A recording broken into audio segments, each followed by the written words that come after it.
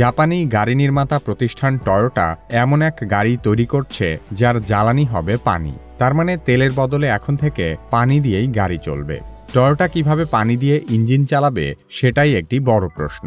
Toyota কি সাধারণ পানির মধ্যে এমন কোনো উপাদান খুঁজে বের করেছে যা অন্যান্য বড় কোম্পানি আবিষ্কার করতে পারেনি, নাকি টয়োটার নতুন ওয়াটার পাওয়ার্ড ইঞ্জিনে লুকিয়ে রয়েছে আসল রহস্য? টয়োটার নতুন ওয়াটার ইঞ্জিন কিভাবে পুরো গাড়ি শিল্পের ভবিষ্যৎ বদলে দিতে যাচ্ছে সে সম্পর্কে আলোচনা করা হবে কি কেন কিভাবে এই পর্বে। কি কেন কিভাবে চ্যানেলে আপনি নতুন হলে অনুরোধ করব সাবস্ক্রাইব করে বেল আইকনটিতে ক্লিক করুন।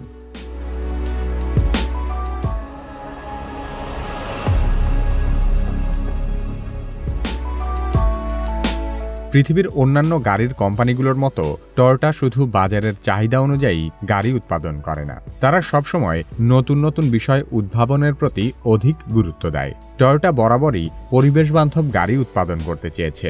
1990-এর দশকে সারা বিশ্ব যখন যানবাহন থেকে সৃষ্ট বায়ু দূষণ কমানোর বিষয়টি নিয়ে ভাবছিল, তখন টয়োটা তার অন্যান্য প্রতিযোগীদের পেছনে ফেলে বাণিজ্যিকভাবে বিশ্বের প্রথম হাইব্রিড ইলেকট্রিক কার বাজারে ছাড়ে। টয়োটা প্রিয়াস মডেলের সেই গাড়ির উদ্দেশ্য ছিল পরিবেশ দূষণ কমানোতে ভূমিকা রাখা। অনেকেই মনে করে 90-এর দশকে টয়োটা প্রিয়াস সফল না হলে 2000 সালের শুরুর দিকে টেসলা এতটা সম্ভাবনাময় যাত্রা শুরুই করতে পারত না। সারা বিশ্বে যখন টয়োটা প্রিয়াস অত্যন্ত জনপ্রিয় হয়ে উঠছিল, সে সময় টয়োটা তাদের এই গাড়ির এমন কিছু বিষয় অনুধাবন করে যা তাদের মূল লক্ষ্য পূরণে ব্যর্থ হচ্ছিল। ইলেকট্রিক গাড়ি রাস্তায় চলার সময় কোনো ধরনের দূষণ ঘটায় না ঠিকই, কিন্তু যে বিদ্যুৎ দিয়ে এসব গাড়ি চার্জ করা হয় সেই বিদ্যুৎ কিন্তু কয়লা, গ্যাস বা তেলের মতো জীবাশ্ম জ্বালানি পুড়িয়েই উৎপাদন করা হয়। তার মানে ইলেকট্রিক যানবাহন রাস্তায় চলার সময় প্রত্যক্ষভাবে পরিবেশের ক্ষতি না হলেও পরোক্ষভাবে তা প্রাকৃতিক পরিবেশের ক্ষতিই করছে। এর চেয়েও আরেকটি মারাত্মক বিষয় হলো, ইলেকট্রিক গাড়িতে যে ব্যাটারি থাকে সেগুলোও লিথিয়াম, কোবাল্ট বা নিকেলের মতো দুর্লভ ধাতু থেকে বানানো হয়, এবং এসব ধাতু খনি থেকে উত্তোলন করে একটি গাড়ির জন্য ব্যাটারি তৈরি করতে এত পরিমাণ জীবাশ্ম জ্বালানি পোড়াতে হয় যে তা দিয়ে দুটি সম্পূর্ণ গাড়িই তৈরি করা যায়। এছাড়াও একটি ইলেকট্রিক গাড়ি কাঁচামাল থেকে শুরু করে সম্পূর্ণ গাড়ি হিসেবে প্রস্তুত হয়ে শোরুমে আসা পর্যন্ত 15 টন কার্বন ডাই অক্সাইড নিঃসরণ করে। এত পরিমাণ কার্বন ডাই অক্সাইড প্রতি বছর প্রায় 22,000 লোকের স্বাস্থ্য ঝুঁকি তৈরি করতে পারে। শুধুমাত্র একটি ইলেকট্রিক গাড়ি উৎপাদনই এতটা ক্ষতিকর। সেখানে যদি পৃথিবীর সকল গাড়ি ইলেকট্রিক ভেহিকেল দ্বারা প্রতিস্থাপিত হয়, তাহলে তা পৃথিবীর জন্য মারাত্মক হুমকি বয়ে আনবে। এসব কারণে টয়োটা বুঝতে পারে যে পরিবেশবান্ধব গাড়ি উৎপাদনে তারা আসলে সফল হতে পারেনি। উল্টো ইলেকট্রিক কার উৎপাদন করতে গিয়ে পৃথিবীর বহুমূল্যবান দুর্লভ ধাতুগুলোও অপচয় হচ্ছে। সে কারণেই টয়োটা তাদের ইলেকট্রিক গাড়ি বানানোর পরিকল্পনা বাদ দেয় এবং তাদের সাধারণ জ্বালানি নির্ভর গাড়িগুলো আরও উন্নত করার দিকে মনোযোগ দেয়। টয়োটা পরিবেশবান্ধব গাড়ি উৎপাদনের প্রচেষ্টার এক পর্যায়ে অনুধাবন করে যে নতুন ধরনের গাড়ি উদ্ভাবনের চেয়ে নতুন জ্বালানি খুঁজে বের করা বেশি গুরুত্বপূর্ণ। জীবাশ্ম জ্বালানি ভিত্তিক সকল ধরনের ফুয়েলে কার্বনের বিক্রিয়া ঘটিয়ে শক্তি উৎপাদন করা হয়, যার থেকে মূলত পরিবেশের জন্য ক্ষতিকর কার্বন ডাই অক্সাইড নির্গত হয়। কিন্তু কার্বনের পরিবর্তে যদি জ্বালানি হিসেবে হাইড্রোজেন ব্যবহার করা যায়, তাহলে বায়ু দূষণের কোনো প্রশ্নই ওঠে না। 90-এর দশকেই হাইড্রোজেন কারের গবেষণা সম্পন্ন হলেও এ ধরনের গাড়ি বাজারে আসে 2014 সালে। টয়োটা মিরাই হল টয়োটার প্রথম হাইড্রোজেন ভিত্তিক হাইব্রিড কার। এ ধরনের গাড়িকে বলা হয় ফুয়েল সেল ইলেকট্রিক ভেহিকেলস, কারণ এ ধরনের গাড়িতে হাইড্রোজেন দিয়ে বিদ্যুৎ উৎপাদন করা হয় এবং সেই বিদ্যুৎ দিয়ে ইলেকট্রিক মোটর ঘুরিয়ে গাড়ি চালানো হয়। কিন্তু গাড়িতে জ্বালানি হিসেবে হাইড্রোজেন ব্যবহারের বেশ কিছু অসুবিধা আছে। হাইড্রোজেন খুবই দাহ্য একটি গ্যাস। গাড়ির সিলিন্ডারে যখন হাইড্রোজেন সংকুচিত অবস্থায় থাকবে, তখন দুর্ঘটনার ঝুঁকি অনেক বেড়ে যায়। হাইড্রোজেন সিলিন্ডার সমৃদ্ধ গাড়ি চলমান এক একটি টাইম বোমার মতো। সে কারণে টয়োটা তাদের হাইড্রোজেন পাওয়ার্ড ইঞ্জিন নিয়েও সম্পূর্ণ সন্তুষ্ট হতে পারেনি।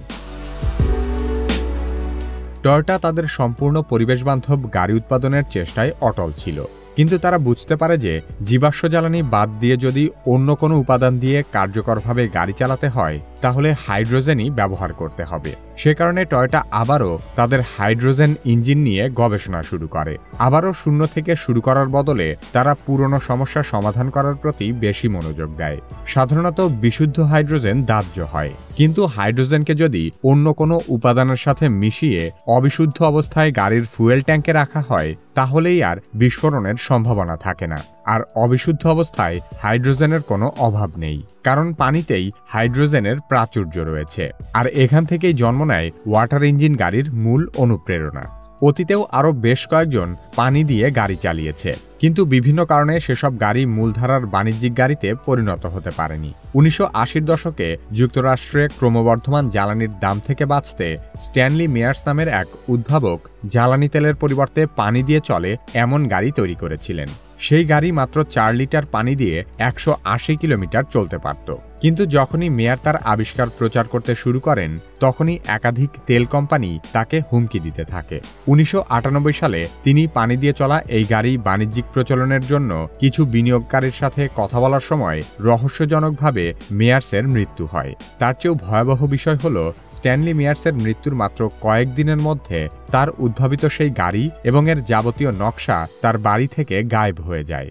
বলা হয়ে থাকে, সেই ডিজাইন এখনও টিকে থাকলে ইলেকট্রিক গাড়ি কখনো এতটা জনপ্রিয়ই হতো না। অতীতেও আরও অনেকেই পানি দিয়ে গাড়ি চালানোর মতো কাজ করেছে, কিন্তু সেসব মডেলের গাড়ির কোনোটিই মোটেও টেকসই ব্যবস্থা ছিল না। বেশ কয়েকবার চলার পর সেসব গাড়ির সমস্যা হয়েছে। এর মধ্যে বেশ কিছু গাড়ি অত্যন্ত বিষাক্ত গ্যাসও উৎপাদন করত। টয়োটা কিভাবে পানি দিয়ে গাড়ি চালাবে তার পূর্ণাঙ্গ মডেল টয়োটা এখনও প্রকাশ করেনি। সাধারণত হাইড্রোজেন গাড়ির ফুয়েল স্টেশনে পানিকে ভেঙে হাইড্রোজেন উৎপাদন করা হয়। এরপর সেই হাইড্রোজেন গ্যাস গাড়ির ফুয়েল ট্যাঙ্কে ভরা হয়। এই প্রক্রিয়াকে বলা হয় ইলেকট্রোলাইসিস। ইলেকট্রোলাইসিসের মাধ্যমে হাইড্রোজেন তৈরির প্রক্রিয়াকে টয়োটা এমন একটি যন্ত্রের মধ্যে নিয়ে এসেছে যা গাড়ির ফুয়েল ট্যাঙ্ক এবং ইঞ্জিনের মাঝে স্থাপন করা যায়। এরপর ফুয়েল ট্যাঙ্ক থেকে ইঞ্জিনে যাওয়ার পথেই পানি থেকে হাইড্রোজেন উৎপন্ন হয়, যার ফলে গাড়িতে সরাসরি হাইড্রোজেন সংরক্ষণ করার ঝুঁকিও থাকল না, আবার একই সাথে হাইড্রোজেন দিয়ে গাড়ি চালানোও সম্ভব হলো। টয়োটার এই ওয়াটার পাওয়ার্ড ইঞ্জিন বর্তমানেও পরীক্ষামূলক পর্যায়ে রয়েছে। এখনও পর্যন্ত শুধুমাত্র একটি প্রোটোটাইপ মডেলই তৈরি করা হয়েছে, তাই তাদের পানি দিয়ে চলা গাড়ি সত্যিকার অর্থে কিভাবে কাজ করে সে সম্পর্কিত সঠিক ধারণা অন্য কারো কাছে নেই। কিন্তু অন্যান্য গবেষকরা বলছেন, টয়োটার এই ইঞ্জিন বাস্তবায়নে 2 ধরনের সমস্যা থাকতে পারে। প্রথমত, এই ইঞ্জিনের কার্যপ্রণালী অনেকটা পারপেচুয়াল মোশনের মতো মনে হয়। পারপেচুয়াল মোশন হলো এমন এক ধরনের আনুমানিক যন্ত্র যাতে একবার গতি সঞ্চার করা হলে বাহ্যিক কোনো শক্তির উৎস ছাড়াই তা অবিরাম চলতে থাকে। কিন্তু বাস্তবে এ ধরনের মেশিন সম্ভব নয়। আরেকটি ধারণা হলো, টয়োটার ওয়াটার পাওয়ার্ড ইঞ্জিন যে পরিমাণ শক্তি উৎপাদন করবে, পানিকে ভেঙে হাইড্রোজেন উৎপাদন করতেই তার চেয়ে অনেক বেশি শক্তি খরচ হয়ে যাবে। তার মানে গাড়ি চালাতে যে পরিমাণ শক্তির দরকার হবে, টয়োটার পানি চালিত ইঞ্জিন হয়তো ওই পরিমাণ শক্তি উৎপাদন করতে পারবে না। তবে সাম্প্রতিক সময়ে ইলেকট্রোলাইসিস প্রক্রিয়ার 95% পর্যন্ত কার্যক্ষমতা উন্নতি করা সম্ভব হয়েছে, যার ফলে হয়তো টয়োটার ওয়াটার পাওয়ার্ড ইঞ্জিন স্বপ্ন পূরণের যাত্রায় আরও অনেক দূর এগিয়ে যেতে পারবে। সেই সাথে পরিবেশবান্ধব গাড়ি তৈরির প্রচেষ্টা অব্যাহত থাকলে অদূর ভবিষ্যতে নিশ্চয়ই বিশ্বের গাড়ি শিল্প আমূল বদলে যাবে। আমাদের ভিডিওগুলো ফেসবুকে দেখতে চাইলে কিভাবে ফেসবুক পেজ লাইক এবং ফলো করুন। পরবর্তী ভিডিও আপলোড হওয়ার সাথে সাথে দেখতে চাইলে কিভাবে সাবস্ক্রাইব করে বেল আইকনটিতে ক্লিক করুন।